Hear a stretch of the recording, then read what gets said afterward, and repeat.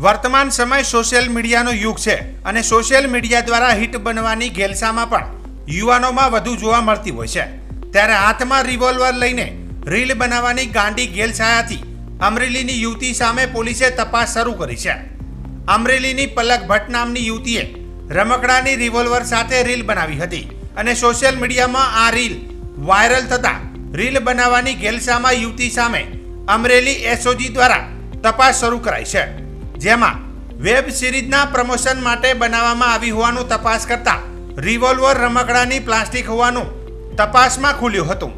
હાથમાં ગન લઈને રીલ બનાવનાર યુવતી સામે જો કોઈ અનલીગલી હશે તો કાર્યવાહી થશે તેમ અમરેલી ડીવાયએસપી ચિરાગ દેસાઈએ પ્રતિક્રિયા આપી હતી। મીડિયા ઇન્સ્ટાગ્રામ પર ઓફિશિયલ પલક ભટ્ટ નામથી સાથે રિવોલ્વર દેખાડતો એક વિડીયો વાયરલ થયેલ।